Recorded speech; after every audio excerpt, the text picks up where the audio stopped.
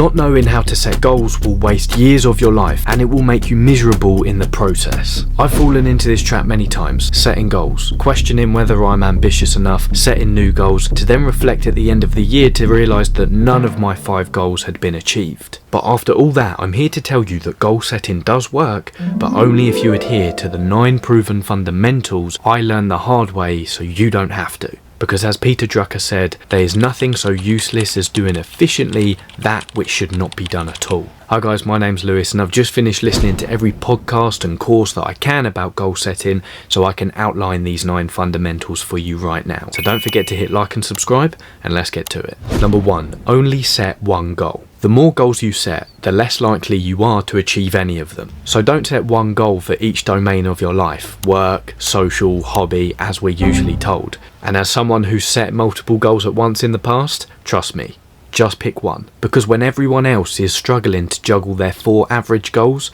you'll be racing ahead, progressing on your one big goal. Refuse almost everything, do almost nothing, but the things you do them all the way. This leads us into our second point. Set an aspiration, not a chore. When setting a goal, you want to make it abstract. A good abstract goal will signify a desirable state you want to achieve in the future, which is in contrast to the state of life you're in right now. A good abstract goal will also capture the why behind the action instead of just the how. It should feel worth the price tag and immediately pull you in the direction of action. For example, finding a job is much better than applying for a job. The latter is a chore, whereas the former is an aspiration. Owning a house trumps paying a down payment on a house. And here you can start to understand why we hate paying for the delivery charge. The goal isn't the means, it is the end. We want the product that we're buying. We don't want to have to pay the means in order to get it. Number 3, opt for medium challenge. If you're like me, you've likely questioned whether your goals are ambitious enough,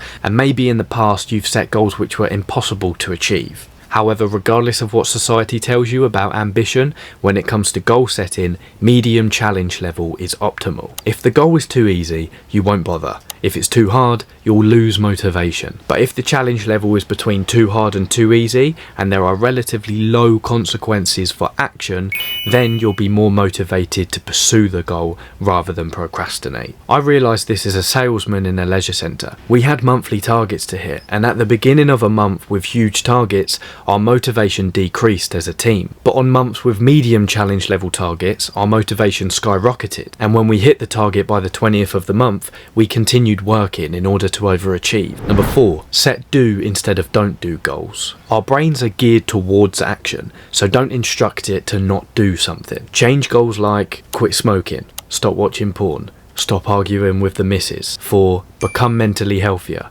Train Brazilian Jiu-Jitsu every Tuesday for 90 minutes. Buy my girlfriend 1 gift per week on any day of the week. Number 5, make it specific and measurable. Although abstract goals are best, beware of making them too vague. As mentioned, a good goal will pull you towards the necessary action needed to be taken. So you should specify how much and how often you will perform the actions for the goal. For example, be mentally healthier is more specific than be morally pure. 2 corresponding actions for the goal be mentally healthier could be exercise in my garden for 30 minutes every day. Replace technology use for reading 1 hour before bed every single day. Number 6, don't incentivize the wrong thing. During the time of British colonialism in India, there was an infestation of cobras on the streets of Delhi. So, to tackle this problem, the British government incentivized the killing of cobras with a financial reward. But soon, the locals of Delhi started to breed cobras to turn them into the government for a day's pay. The British ended up with less money and more cobras on their hand because they had incentivized the wrong thing. So, if your goal is to get promoted at work, don't reward and incentivize yourself for the time that you spend sat at your desk. Occasionally reward yourself for the quality of work you produce. Lastly, once you've set your goal, ask yourself the question,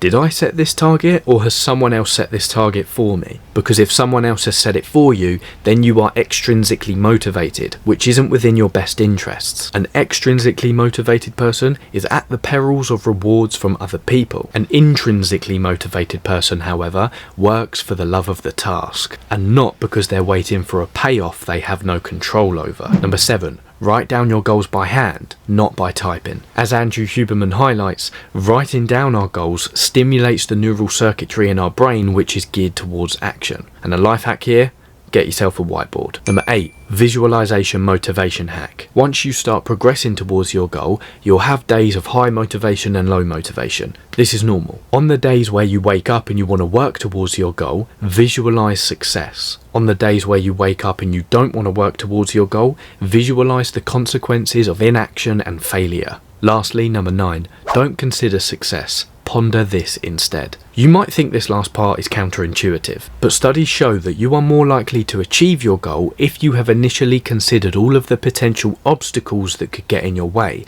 because this sparks your ability to strategize a plan for achievement. So, once you've set your goal, ask yourself this one question. What is the one action I would have to do or not do in order to guarantee not achieving this goal? And then, whatever is the opposite of that action becomes your North Star of focus. Before we end, here are 3 quick don'ts of goal setting. Don't tell others about your goal. Don't have accountability partners, and don't stick post-it notes around your house, because we become desensitized to whatever is normal in our environment. Thank you for your time and attention. I wish you all the best in your goal-striving endeavors, and as always, I will be rooting from afar. And lastly, because you'll inevitably struggle with procrastination along the way, click this video on your left so you can make sure that you're prepared. And I'll see you in a minute.